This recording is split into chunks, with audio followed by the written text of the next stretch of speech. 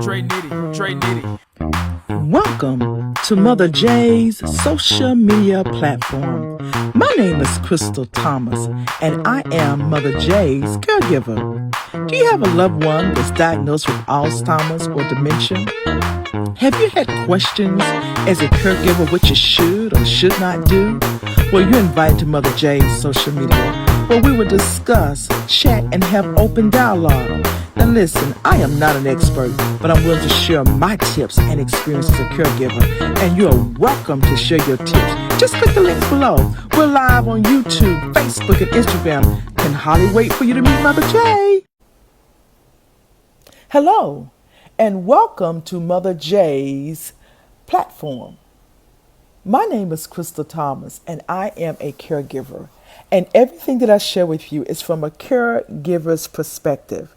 I think it's so vitally important to have a sounding board to bounce off of. I know the mistakes I've made. As I say from the day one, I am not an expert. I am a daughter that loved her mother that happened to be diagnosed with Alzheimer's. So let me share a letter that I received. It says this: this might be triggering for some. I'm sorry. I brought a provider in because I thought that would help. Instead, the supplies are low quality and inadequate. Equipment is garbage, and the answers to everything is, he's dying. Give him morphine or Ativan. Because of the provider, he's now in a wheelchair. He was walking. Because of the provider, he barely eats or drinks. He has plenty.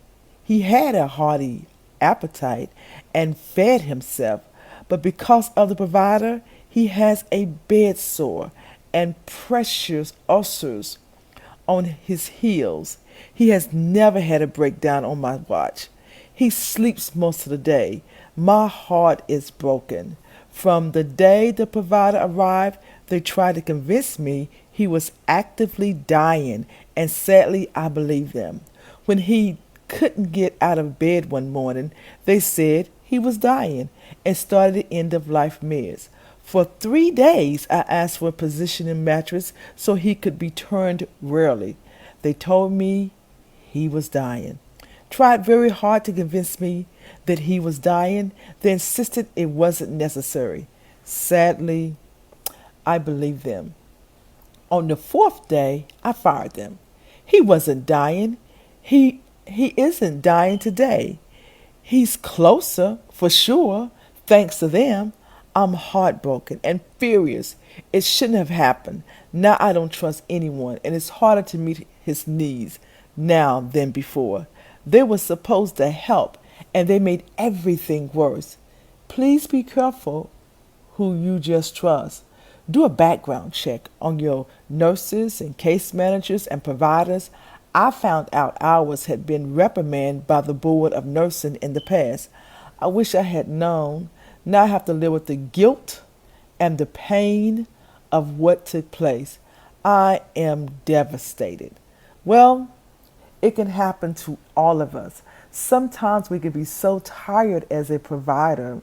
We're so worn down from being up day and night, no sleep, and sometimes we just need help. I remember this past February, I went to a regular routine doctor's appointment, and while I was there, my primary doctor called the ambulance on me and told me that my pressure was so high that I had to be transported to the hospital. Oh my God, can you imagine? I left my mother, who has Alzheimer's at 89 years old, at home with my husband, and his wheelchair was in the car. He can't dress my mom, and I am being rushed off to the hospital. It was an eye-opener for me. There were some changes I thought that I needed to make. And oh my God, the shocking thing that happened to my mother, because I thought that I needed help. I knew that I needed a break. I found out my blood pressure was so high, my husband's blood pressure was so high, that we had to make some changes. We needed help.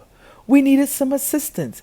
I was up day and night, all day and all night. It was so bad that I couldn't even figure out what day it was. So, Carrie, I know exactly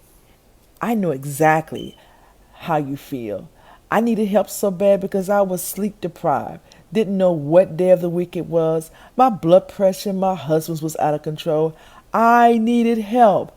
I still feel guilty about the decisions I made. I'm going to post a picture here. 3 days before. This is Mother Johnson, the day before she turns 89 years old. How you feeling, Mother J? Well, I'm feeling good. I feel a little pain, but it ain't that bad. You feel pain? And I can twist. You what? I said, I'm not feeling that bad. I said, I feel a little pain in my back, but it ain't not that bad. Oh. But I still can twist and turn. You still can twist and turn? Yeah, talk. Oh, you think Thank so? the Lord for being here. Oh. So tomorrow you're going to be how old? 89. 89 years old. Yeah. Ooh. Think you'll be able to find you anybody? I ain't looking for nobody but Jesus. Okay. I don't need no husband. All I can do is wait on myself. Okay. You get a husband, you got to cook. Go, Mama.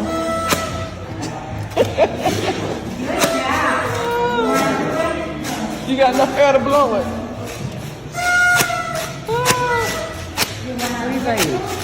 Did you get one? Thank you for finally. And 3 days after I placed my mom, I still feel guilty. But like you, I trusted the so-called professionals. I am embarrassed, but I feel this is a safe environment and all are here to help each other and learn. So take a look and you're not going to believe it. My back is swollen up. It just started swelling. Yeah, it's swollen up that big. With that said, don't beat up yourself if you make a decision because we all need a break. Just make sure that we do the right thing by double checking, triple checking, asking questions. Do is all you can do, and all you can do is enough. With that said, thank you for joining Mother J's platform, and we'll see you next time. God bless. Grandma take care of her baby.